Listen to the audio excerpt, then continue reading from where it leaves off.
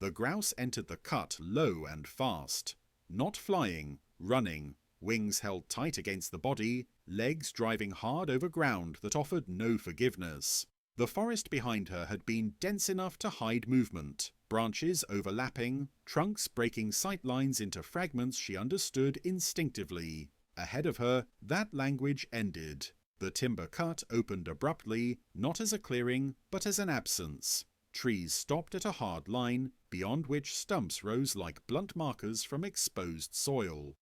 Slash lay scattered, broken limbs, bark strips, splintered ends drying pale in the sun.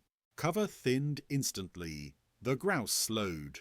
This was the first mistake. In intact forest, slowing at an edge allowed assessment. In open cuts, hesitation multiplied exposure. The bird sensed it immediately, body tightening as space widened faster than expected. She stepped forward again, committing now, claws scraping lightly over compacted earth where machinery had passed months earlier. The ground was firm, unbroken by leaf litter, offering no sound cover, no cushioning resistance. Her head stayed low. Eyes scanned ahead, not for predators, none were visible, but for structure. Any remaining brush pile, any fallen trunk large enough to interrupt a line of sight. There was less than memory suggested. Timber cuts aged poorly for birds that relied on understory. What looked chaotic from above resolved into long, shallow lanes at ground level, corridors shaped unintentionally by repeated machine movement, all running roughly the same direction. Straight lines. Dangerous lines. The grouse increased speed again. Her wings flicked once, reflexive, but she did not lift. Flight here would silhouette her against open sky, making her visible far beyond the cut's boundaries. Running kept her profile low, but only if something broke the space soon. It did not. Halfway across, the failure became clear. The cover failed early. What she had read as a wide slash of debris thinned into isolated patches too small to matter. The nearest brush pile was farther than expected, its shadow shorter, its shape insufficient to hide a body that needed depth rather than outline. The grouse angled slightly, adjusting path toward a low stump cluster, hoping uneven ground might interrupt sight long enough to reassess. Her legs burned now, movement no longer controlled but urgent. Breath came fast, shallow, the rhythm of escape rather than travel. Sound betrayed her. Gravel shifted underfoot. Dry bark cracked. Loose needles whispered. In forest, these sounds disappeared into background.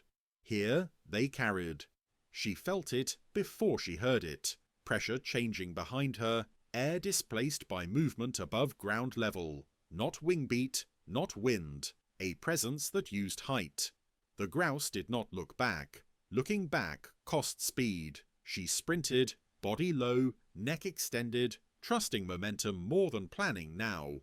The stump cluster rushed toward her, growing larger, but not fast enough. Too open. Too late. The failure was not total, but it was enough. Cover that arrived a few seconds later than needed might as well not arrive at all.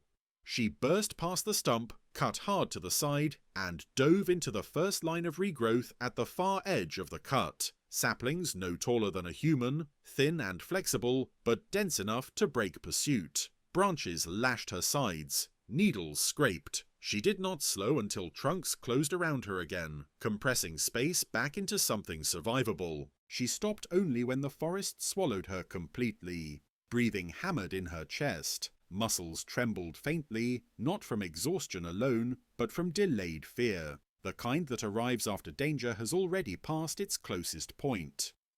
She stood still for a long time, listening. Nothing followed. The cut lay behind her now, silent, ordinary, offering no sign of the moment when its openness had nearly erased her. The lesson settled slowly. Timber cuts did not fail dramatically, they failed by subtraction. By removing just enough structure that timing collapsed, that cover arrived early in memory but late in reality. The grouse did not return that way. She moved deeper into the forest, choosing paths that bent and folded, where trees still spoke in layers and distance stayed uncertain to anything that hunted by line rather than by patience.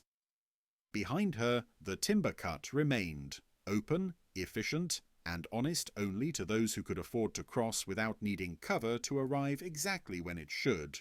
She could not. He could. And now she knew where the forest ended too soon. The forest did not seal itself behind her at once. Saplings bent and sprang back, needles brushed and then fell quiet, but the space she entered remained looser than the older stand she had left.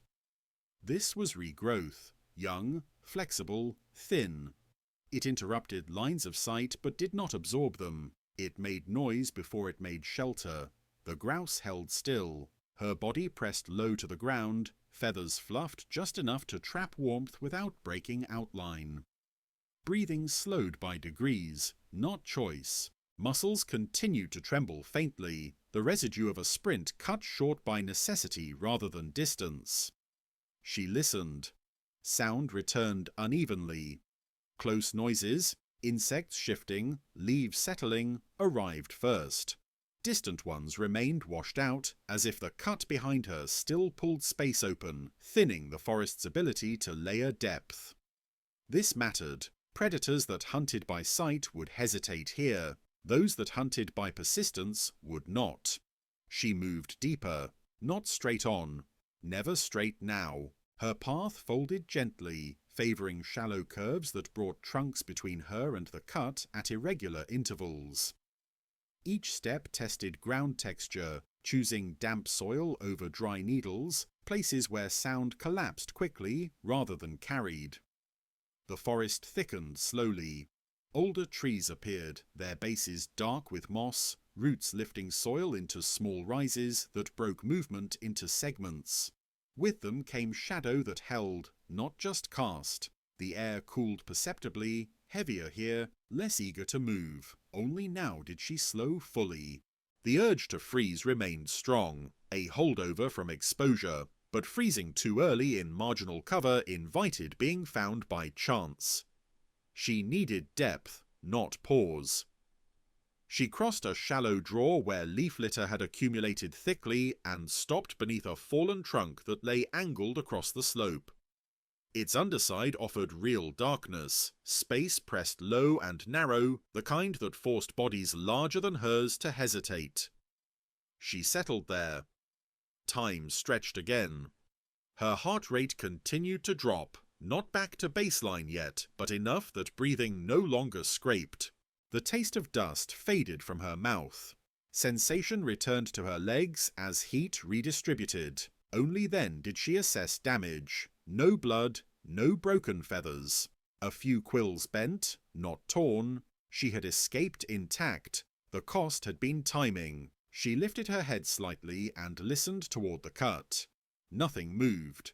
The open ground did not announce danger after the fact. It never did. It simply waited to be crossed again by something that misjudged how quickly cover thinned and how slowly it returned.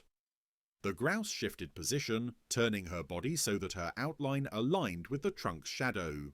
This was habit, align with structure, become part of it rather than an interruption. Minutes passed, then more. The forest resumed itself around her. Insects resumed their loops. A small mammal crossed the draw and vanished without sound. Distance regained shape. But the lesson remained. Timber cuts were not neutral passages.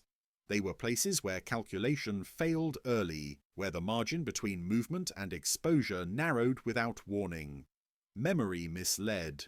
Old crossings did not predict current ones. The grouse rose slowly and moved again, choosing a route that followed the draw instead of climbing back toward the edge. Water, even when dry, shaped ground unpredictably, bending lines and discouraging straight pursuit. She would not cross the cut again today. Perhaps not this season.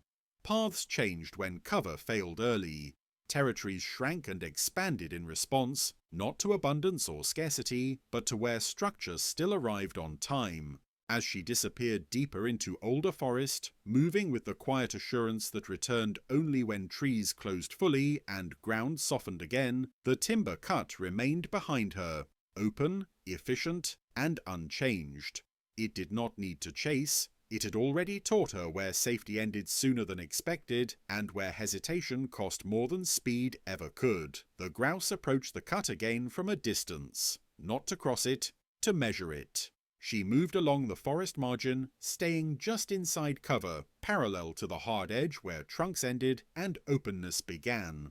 Here, she could read the transition without entering it, letting sight do the work legs had nearly paid for earlier. The cut looked unchanged. That was the danger. Sunlight lay evenly across exposed soil, stumps casting short, useless shadows that offered outline without depth. Slash piles had shifted slightly with time, settling inward, collapsing rather than spreading. What had looked like chaos weeks ago had resolved into predictability. Predictability favoured height. The grouse stopped beneath a spruce whose lower branches dragged close to the ground. From here, she could see across most of the cut without being seen herself. Her body remained still, but her head moved in short, precise increments, scanning lanes rather than shapes. Movement arrived before sound. At the far end of the cut, something large crossed one of the open corridors. Not fast, not hurried. It moved with the economy of something that knew space would not resist it. A predator, not the same one. Different mass, different rhythm. The grouse did not react. Freezing here was correct. The shape moved along the cut's length, not across it, using the open strip as a route rather than an obstacle. It paused once near a brush pile, lifted its head, then continued. It did not enter the forest. It did not need to. The cut already belonged to it.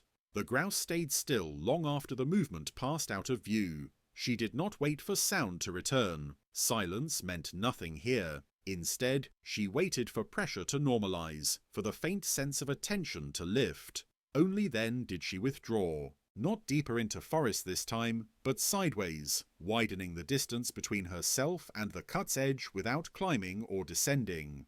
She followed a contour where trees thickened irregularly, where ground rolled just enough to interrupt straight sight.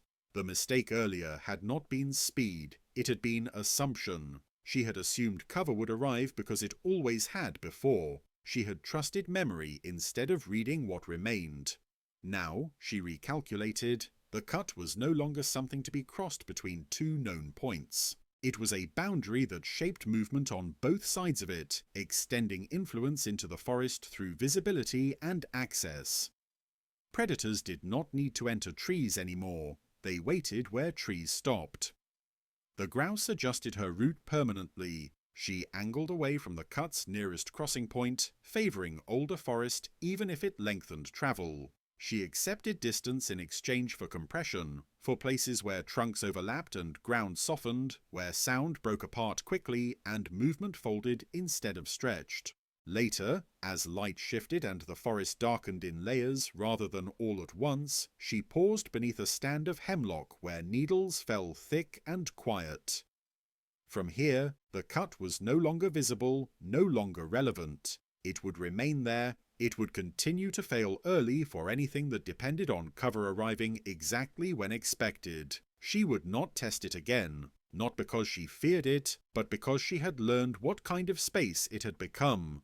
The forest closed around her fully now, restoring the conditions she needed: depth, interruption, timing that still worked. Behind her, the timber cut stayed open. Ahead, cover arrived when it should. And that difference, not danger itself, would decide where she lived, moved, and survived from now on. The grouse did not return to the edge. Days passed, and the forest resumed its ordinary rhythms, light filtering in angled bands, wind moving through upper branches before touching the ground, insects rising and falling in predictable loops. Within that continuity, her movement found a new shape. She travelled longer distances now, not farther, wider. Her routes curved away from the timber cut without abrupt turns, skirting it by habit rather than decision. She followed folds in the land where roots broke soil and fallen trees forced detours. These paths cost time, but they returned structure. Structure mattered more. Each day confirmed it. Sound behaved correctly here. Cover arrived gradually, not suddenly. Shadows deepened with depth rather than appearing as outlines without substance. The memory of open ground did not fade quickly, but it no longer tightened her body at random. It became reference instead, a boundary noted and avoided without urgency. Once she paused near a low rise where the cut might have been visible through thinner growth. She did not climb it. There was no need. The forest did not require confirmation once patterns held. She fed where undergrowth layered naturally, where berries clustered near fallen trunks and insects gathered in shade that stayed. She rested in places where trunks overlapped just enough to interrupt straight movement, but not trap sound. No pursuit followed her. None was needed. The timber cut continued to serve those who used it. Machines before, predators now, and would continue to do so until regrowth returned complexity to its surface. That would take years. She would live those years elsewhere. As the season advanced, leaf litter thickened, softening ground and restoring the quiet resistance she relied on. Saplings leaned, then straightened again, slowly reclaiming what had been removed too quickly. The forest healed unevenly, so did memory. But adaptation finished sooner than recovery. The grouse moved with confidence now, not because danger had lessened, but because she had learned where it began too early to be crossed safely. She did not avoid the cut out of fear. She avoided it because it offered nothing she needed, no cover at the right moment, no depth, no margin for error. And in that refusal, unremarkable and unseen, her survival settled into routine again. Not dramatic, not reactive, but shaped by a simple understanding that places where trees end too soon demand speed without shelter, and that choosing not to enter them is often the quietest and most effective escape of all. The forest held, the cut remained open, and the grouse lived where cover still arrived on time.